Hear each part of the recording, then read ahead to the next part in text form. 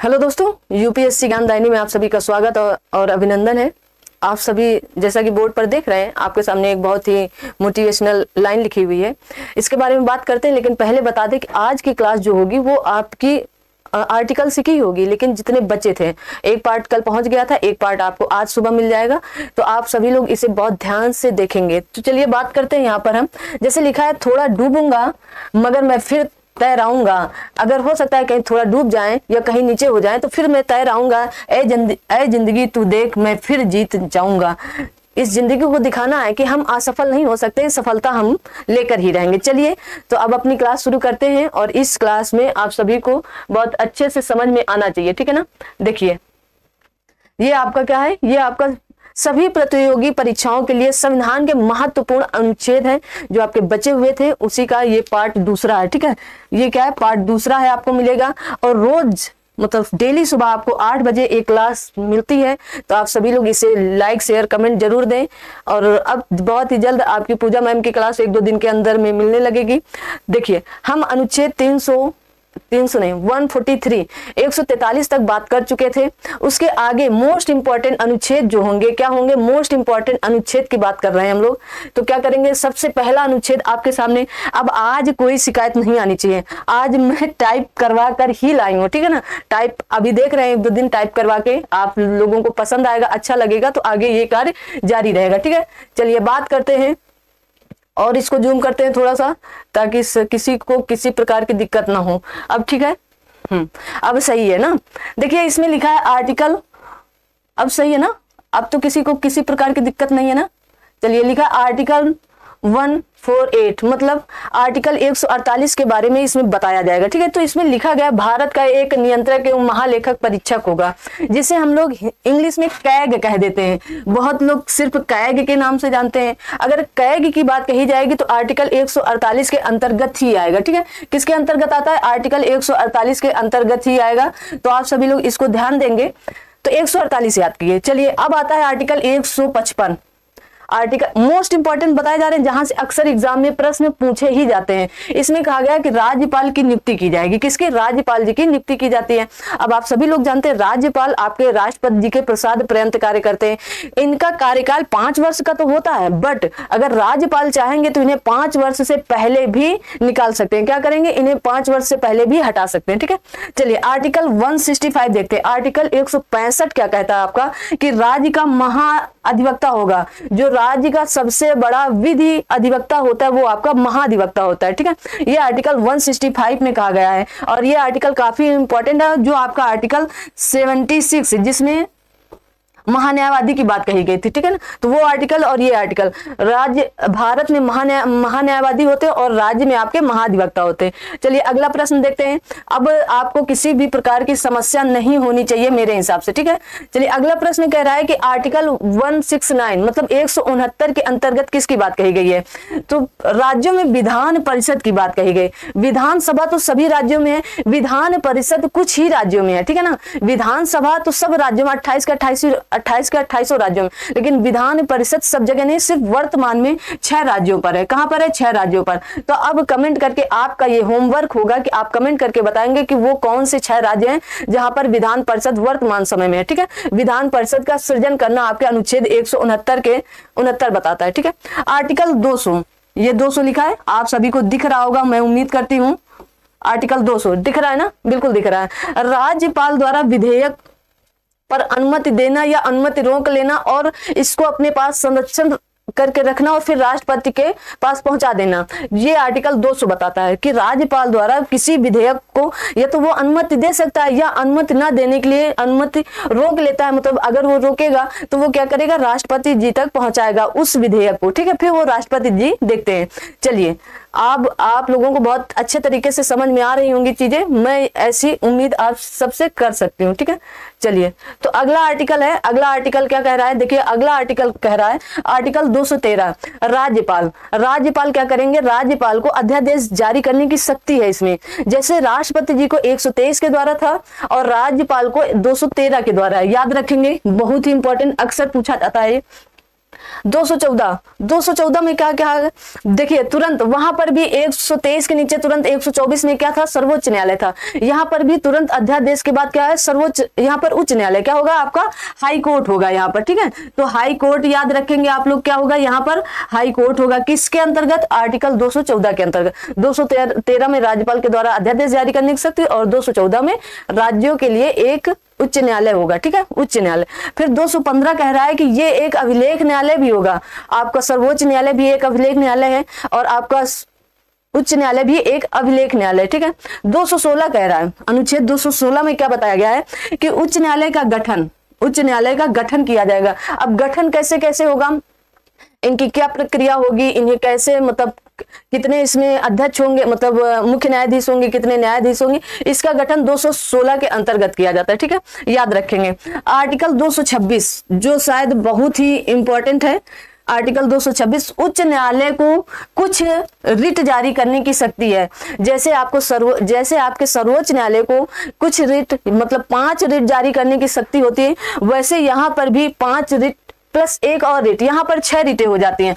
आप के जो हाई कोर्ट को ज्यादा शक्ति है सर्वोच्च न्यायालय से, ठीक है ना। यहाँ पर 6 रिटें, अब आप एक और 6 मैं ऊपर लिखी हूँ, उसका भी कमेंट करके उत्तर बताएंगे, और ये 6 रिटों का नाम भी आप कमेंट करके उत्तर में देंगे, कमेंट करेंगे, ठीक है। ये आप थोड़ा बहुत होमवर्क साथ में करते चलेंगे तो आपको भी अच्छा लगेगा कि हाँ मैं कुछ कर रही हूँ या मैं कुछ कर रहा हूँ, ठीक है। चलिए अगला है आर्टिकल 231। आर्टिकल मैंने जब आपको हाई कोर्ट पढ़ाया था तो मैंने बताया था दो या दो से अधिक राज्यों के लिए भी एक उच्च न्यायालय होगा, मतलब एक हाई कोर्ट होगा। तो वो 231 में बताया जा रहा है, कह रहे हैं 2 या 2 से अधिक, लिख लो यहाँ पर 2 या 2 से अधिक राज्यों के लिए एक ही उच्च न्यायालय। जैसे क्या कहते हैं, आपके वर्तमान समय में कौन सा राज्य होगा जहां पर 2 या 2 से अधिक राज्य हो और एक ही आपका उच्च न्यायालय हो, ठीक है ना। तो जैसे आपका चंडीगढ़ उच्च न्यायालय, यहाँ पर हरियाणा भी आता है, पंजाब भी आता है, और चंडीगढ़ आपका संघ शासित प्रदेश है, उसका भी वही है, ठीक है। तो 3 हो गए, एक केंद्र शासित प्रदेश और 2 राज्य। 233 आर्टिकल 233 क्या कहता है, आर्टिकल 233 कहता है जिला न्यायाधीशों की नियुक्ति, जो हमारे जिला न्यायाधीश होते हैं उनकी नियुक्ति 233 के अंतर्गत की जाती है। किसके अंतर्गत की जाती है, 233 के अंतर्गत। जो हमारी दिल्ली है, बहुत ही इंपॉर्टेंट प्रश्न है, अक्सर हर एग्जाम में ये कहीं ना कहीं किसी न किसी बहाने से टपक आता है, दिल्ली वाला अक्सर टपकता रहता है। दिल्ली के संबंध में विशेष उपबंध की बात कही गई थी। दिल्ली आपका एक केंद्र शासित प्रदेश है और इसके उपबंध में एक विशेष, मतलब बात कही गई कि दिल्ली के संबंध में एक विशेष उपबंध की बात कही गई, ठीक है। दिल्ली के संबंध में एक विशेष उपबंध की बात कही गई है। चलिए अगला है 241 आर्टिकल 241 आपका क्या कहता है, आर्टिकल 241 आपका कहता है, 241 क्या कहता है, संघ राज्य क्षेत्र के लिए, यहाँ पर क्षेत्र लिख लीजिएगा, क्षेत्र छूट गया था, संघ राज्य क्षेत्र के लिए उच्च न्यायालय, मतलब आपके सिर्फ एक दिल्ली ऐसा संघ राज्य क्षेत्र है या केंद्र शासित प्रदेश है जहां पर उसका उच्च न्यायालय है, ठीक है, उसका उच्च न्यायालय है। बाकी किसी भी केंद्र शासित प्रदेश का उच्च न्यायालय नहीं है, सब एक दूसरे में ही घुसे हैं। जैसे अंडमान निकोबार द्वीप समूह को कलकत्ता जाना पड़ता है और इधर का जो है लक्षद्वीप को केरल कोच्चि आना पड़ता है, ठीक है, तो याद रखेंगे। 243 शायद ऐसे पॉइंट तो किसी को छूट ही नहीं सकते हैं, पंचायतों का गठन, जो आपके 73 संविधान संशोधन द्वारा लाए गए थे, ठीक है, 73 संविधान संशोधन के द्वारा जोड़े गए थे ये, ठीक है, पंचायतों का गठन। चलिए अगला प्रश्न देखते हैं। अगला प्रश्न कहता है आपका कि आर्टिकल 243 टा कैसे आएगा, का के बाद चा आता है, चा के बाद टा आता है ना, तो यहाँ पर आप ABCD में भी लिख सकते हैं। तो अगर आप चाहें तो ABCD के हिसाब से लिख लें, पंचायतों के लिए निर्वाचन। अब आपके पंचायत के लिए निर्वाचन कैसी होगी, जैसे आप 18 वर्ष की आयु पूरी कर चुके हो, आप भारत के नागरिक हो, तो उनका क्या किया, निर्वाचन की बात कही गई, ठीक है। 243 था का मतलब नगर पालिकाओं का गठन, जैसे आप शहर में नगर पालिकाओं का गठन होता है, गांव में पंचायत का गठन होता है, ग्राम पंचायत का गठन होता है, ठीक है। तो शहर में क्या होगा, 243 जैसे मेयर वगैरह बनते हैं ना, मेयर हो गए, तो मेयर वगैरह आपके इसी से बनते हैं, कहां से, नगर पालिका से, ठीक है, नगर पालिकाओं का गठन से ही बनते हैं, ठीक है, तो याद रखेंगे। देखिए ये इंपॉर्टेंट है, इसलिए इसके कई अनुच्छेद आपको मिल जाएंगे। 243 या और का दोनों याद रखेंगे, या भी है और का भी है, ठीक है। तो कह रहे हैं नगर पालिकाओं के लिए निर्वाचन, इनका निर्वाचन कैसे कैसे होगा, तो निर्वाचन के लिए इनकी भी आयु 21 वर्ष होनी चाहिए। 21 वर्ष की आयु हो, भारत का निवासी हो, भारत का नागरिक हो, उत्तर प्रदेश का है तो उत्तर प्रदेश का निवासी हो, ठीक है, याद रखेंगे। अगला अनुच्छेद कह रहा है अनुच्छेद 249, एकदम मोस्ट इंपॉर्टेंट लिख लें, बहुत ही इंपॉर्टेंट है ये, अक्सर पूछा जाता है आपके आरओ में, आपके यूपीपीसीएस में। कह रहे हैं राज्य सूची के विषय के संबंध में राष्ट्रीय हित में विधि बनाने की संसद की शक्ति है। अगर राज्य सूची का विषय है और राष्ट्र के हित की बात है, इसमें बिल्कुल सीधा सीधा लिखा गया है, राष्ट्रीय हित में विधि बनाने की शक्ति आपको किसको दी गई, संसद को दी गई है। राज्य सूची का विषय है लेकिन राज्य सूची उस पर कार्य नहीं कर पा रही और राष्ट्र के हित में ऐसा कार्य होना चाहिए, तो संसद ऐसे में विधि बना देगी। ये याद रखेंगे, बहुत ही इंपॉर्टेंट पॉइंट है आपकी नजर में भी और एग्जामिनर की नजर में, अक्सर ऐसे ही पॉइंट एग्जामिनर पूछ लेता है। आर्टिकल 262, देखिए यहां पर अंतरराष्ट्रीय नहीं लिखा है, ध्यान से पढ़ेंगे। अंतरराज्यीय नदियों के जल संबंधी विवाद का निर्णयन, जैसे उत्तर प्रदेश और मध्य प्रदेश के बीच किसी नदी जल विवाद होगा तो नदी जल विवाद का निपटारा कौन करेंगे, आपके आर्टिकल 262 के द्वारा किया जाएगा, ठीक है। आर्टिकल 262 के द्वारा इसका न्याय निर्णयन होगा, ठीक है। क्या होगा, न्याय निर्णयन इसका होगा। आपको दिख रहा है ना, सही से दिख रहा होगा। अब आज तो आप शिकायत का मौका नहीं दे सकते कोई भी। चलिए आर्टिकल 263, अब 263, अब इसमें आप मोस्ट इंपॉर्टेंट लिख लें, ठीक है, मोस्ट इंपॉर्टेंट लिख लें। वो तो ठीक है इंपॉर्टेंट, लेकिन उससे ज्यादा कहीं इंपॉर्टेंट ये है अंतरराज्यीय परिषद के संबंध में उपबंध, अंतरराज्यीय परिषद के संबंध में उपबंध। तो आपके अंतरराज्यीय परिषद के संबंध में जो परिषद है ना, उनके उपबंध की बात यहाँ पर कही गई है, ठीक है। 266, आर्टिकल 266 क्या कहता है, आर्टिकल 266 कहता है भारत और राज्यों की संचित निधि और लोक लेखे के बारे में प्रावधान। आपकी जो संचित निधि है या भारत की मतलब संघ की संचित और राज्यों की संचित निधि के बारे में बताया जा रहा है। इनके जो भी लोक लेखा होंगे उनके इसमें प्रावधान किए गए, किसमें, 266 में। ये आर्टिकल और ऊपर वाला आर्टिकल एकदम अक्सर पूछे जाते हैं, बस आपको इनको रटना है। आप इनका स्क्रीनशॉट ले लें और इनको अपने पास हमेशा रखें। ये 3-4 आर्टिकल खूब पूछे जाते हैं, जैसे 249 हो गया, ये हो गया, 148 हो गया। चलिए अगला देखते हैं, बस थोड़ा सा और है, बस खत्म होने वाला है। भारत की आकस्मिक निधि, अभी ये प्रश्न आपके यूपीपीसीएस 2022 में जो जून में हुआ था, 12 जून, उसमें यह प्रश्न पूछा गया था कि आकस्मिक निधि का प्रावधान किस अनुच्छेद के अंतर्गत किया गया है, तो 267 मतलब 267 के अंतर्गत इसका प्रयोग किया गया है, ठीक है। आर्टिकल 280, लगभग अगर तैयारी करने वाला बच्चा है, अगर कुछ भी नहीं उसको आता तो ये वित्त आयोग जरूर आता है, क्योंकि पैसे की बात लगभग सभी लोग जानना चाहते हैं। तो आपको वित्त आयोग मोटा मोटा पता रहता है कि वित्त आयोग आर्टिकल 280 के अंतर्गत आएगा, ठीक है। आर्टिकल 300 का है यहाँ पर, ये का नहीं है, केवल का, या इसे ए लिख सकते हैं, ठीक है। जो आपके 44वें संविधान संशोधन, किसके द्वारा, 44वें संविधान संशोधन 1978 के द्वारा, इससे संपत्ति के अधिकार को मौलिक अधिकार से हटा करके एक विधिक अधिकार बना दिया गया, ठीक है। क्या बना दिया गया, विधिक अधिकार बना दिया। कह रहे हैं कि विधि के प्राधिकरण के बिना व्यक्तित्व, यहाँ पर व्यक्तियों होगा, व्यक्तियों को संपत्ति से वंचित न किया जाना। मतलब अगर वो विधि से हैं, मतलब वो कानून से जाएंगे, तो उन्हें संपत्ति से कोई भी नकार नहीं सकता या निकाल नहीं सकेगा।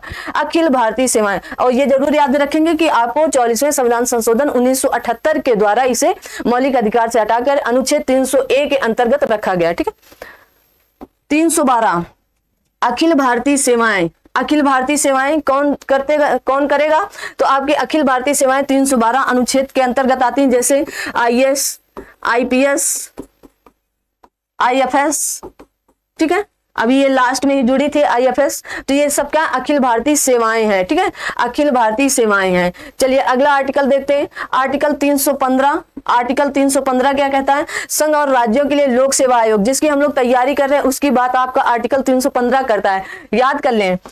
जब आप कुछ बन जाएंगे, अभी तो आप इसकी क्या कर रहे हैं, तैयारी कर रहे हैं, जब आप कुछ बन जाएंगे तो आप यहाँ पहुंच जाएंगे, अखिल भारतीय सेवाएं। सोचिए दोनों आर्टिकल आपके एकदम पास पास में रहते हैं, कोई दिक्कत नहीं होनी चाहिए।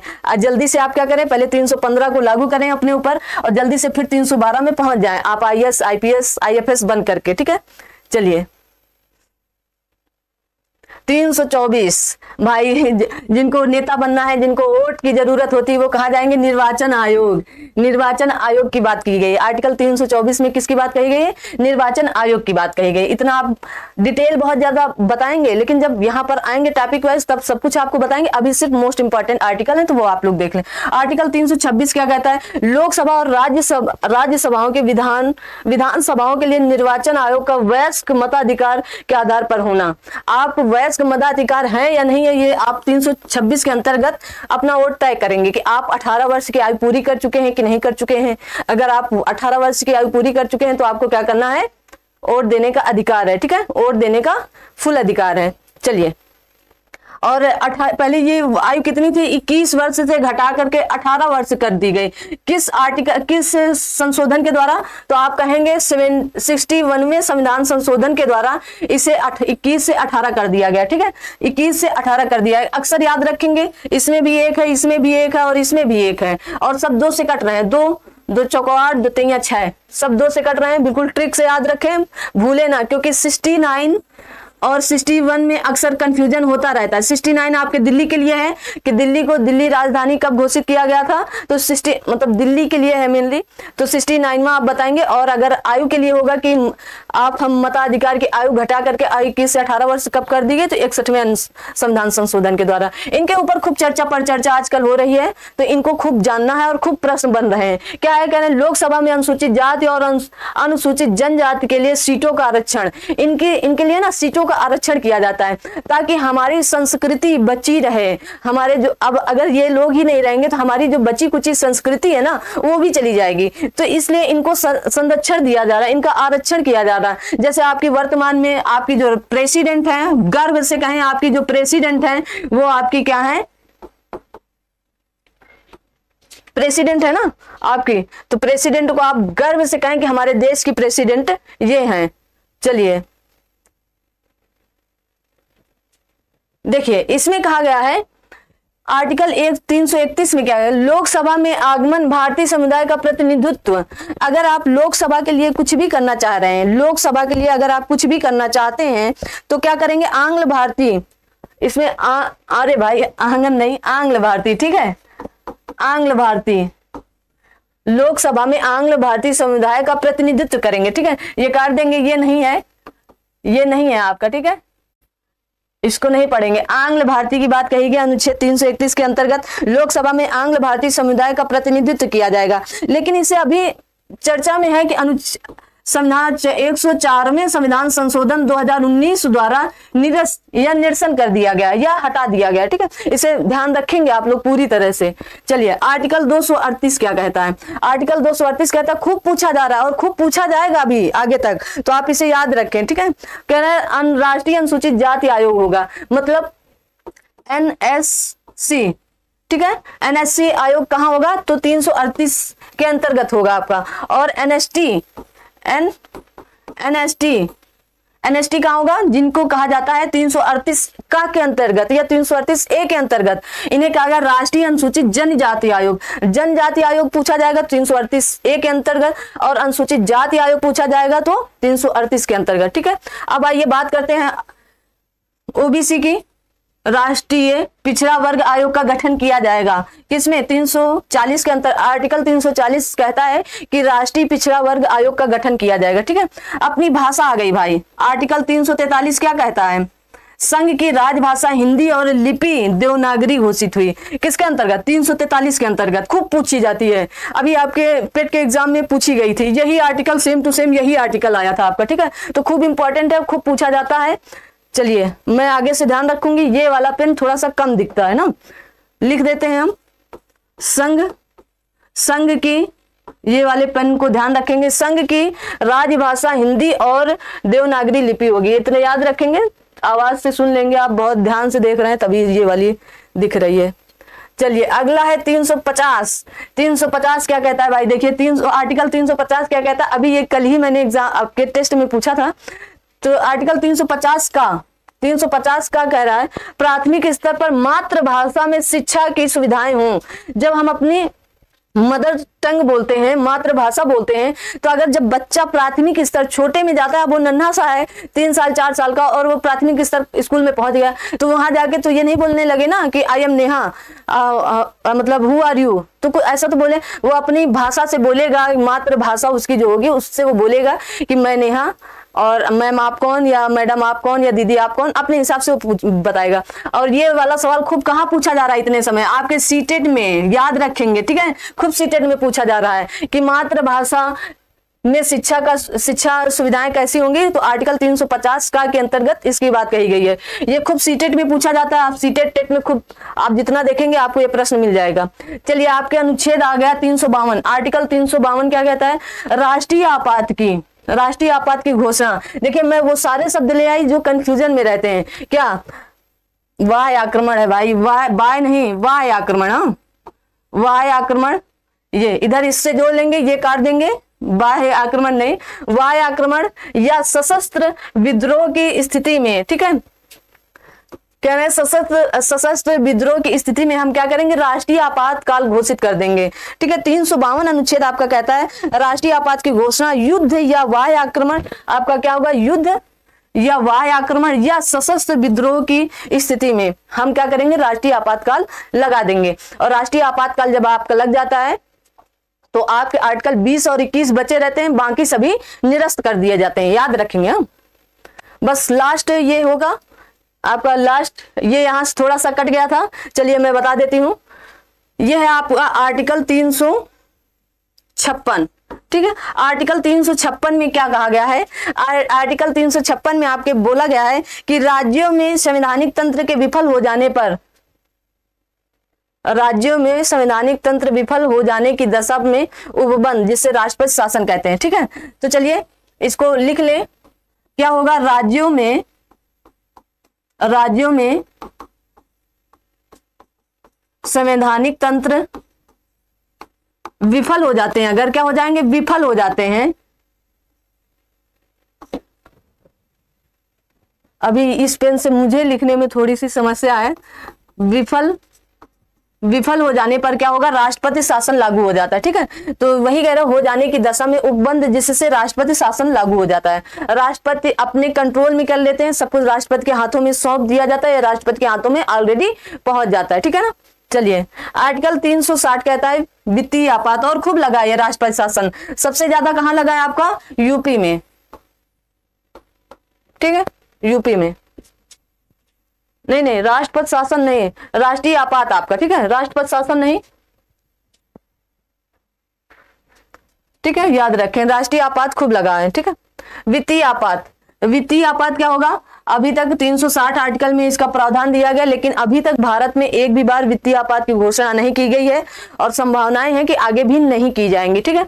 लास्ट आर्टिकल है कि 368, जिसमें संसद को संविधान में संशोधन करने की शक्ति और प्रक्रिया है। मतलब अगर किसी को संविधान संशोधन में लाना है तो संविधान में लाना है तो संसद इस आर्टिकल के थ्रू उसे ला सकती है, संशोधन करके, ठीक है। तो ये किसमें है, तो आर्टिकल 368 के अंतर्गत इसकी बात कही गई है, और खूब पूछा जाता है, आप खूब इसे याद कर लें, और ये याद कर लें, ये भी याद कर लें, खूब पूछा जाएगा आपका, ये भी खूब पूछा जाता है।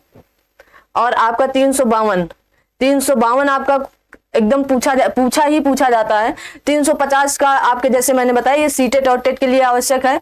ये आपका देखिए छूट गया था कि अनुच्छेद 344 में राजभाषा आयोग होगा, 343 में क्या था आपका, राजभाषा आयोग होगा 344 में, और 343 में संघ और राज्य के लिए क्या होगी, हिंदी होगी। 344 में राजभाषा आयोग होता है, ठीक है, राजभाषा आयोग होता है आपका 344 के अंतर्गत राजभाषा आयोग होता है, ठीक है। तो ये आपके कुछ मोस्ट इंपॉर्टेंट आर्टिकल थे, तो आप इन आर्टिकलों को देख लेंगे, अच्छे समझ लेंगे, और क्या करेंगे, इन्हें अपने पास रख लेंगे। ये पीडीएफ मैं आपको व्हाट्सएप ग्रुप है, आप ये टेलीग्राम ग्रुप में भी ले सकते हैं। क्या करेंगे,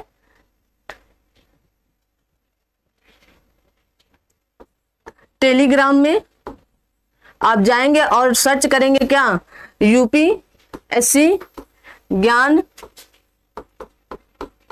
दायनी, आपको ये चीजें वहां पर दायनी, ठीक है, आपको ये चीजें वहां पर मिल जाएंगी। ठीक है, कहां पर, वहां पर टेलीग्राम पे मिल जाएंगे, यूपीएससी ज्ञान दायनी।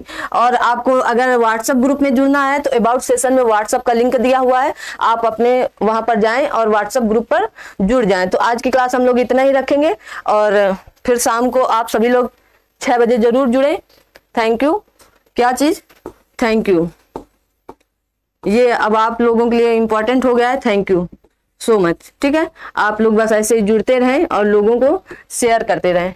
चलिए, तो मिलेंगे अगली क्लास में बहुत ही जल्द। तब तक आप सभी लोग अपना ध्यान रखें, अपने साथ अपनों का ध्यान रखें और ध्यान रखते हैं, क्योंकि ध्यान रखना आजकल का समय बहुत ही खराब चल रहा है, डेंगू मलेरिया वगैरह सब चल रहा है, तो उससे बचने का प्रयास करें। और जो आपकी लाइन सबसे पहले लिखी हुई है उससे ध्यान रखेंगे, ये बहुत ही इंपॉर्टेंट लाइन है, क्योंकि इसके बगैर जिंदगी में कुछ भी होना मुमकिन नहीं है। क्योंकि ये लाइन क्या करेंगे, आप याद रखेंगे। ठीक है ना, चलिए, बस वो लाइन आपकी आने ही वाली है और जब आ जाएगी तो हम लोग यहीं से क्या करेंगे, क्लास को ओवर कर देते हैं। ठीक है, चलिए, तो आज की क्लास हम लोग यहीं तक रखेंगे, बहुत ही जल्द मिलते हैं दूसरी क्लास में। तब तक आप सभी लोग अपना ध्यान रखेंगे। ठीक है, ये लाइन आपके सामने प्रस्तुत है, इसको बार बार देखेंगे, आपको बहुत अच्छे से समझ में आएगा सब कुछ। चलिए, तो हम लोग मिलते हैं अगली क्लास में। तब तक आप सभी लोग अपना ख्याल रखें, अपने साथ अपनों का जरूर ख्याल रखें, क्योंकि वो नन्हे, अगर नन्हे मुन्ने हैं तो उनका तो और ज्यादा ध्यान रखें, प्यार लाड दुलार दें। और अगर वो बड़े हैं तो उनसे जिक्र करें और उनसे बहस करें, उनसे मतलब अपनी बात मनवाएं जरूर कि कैसे कैसे मनवानी है। चलिए, तो मिलते हैं अगली क्लास में बहुत जल्द। तब तक आप सभी लोग अपना ध्यान रखें। Thank you so much, love you.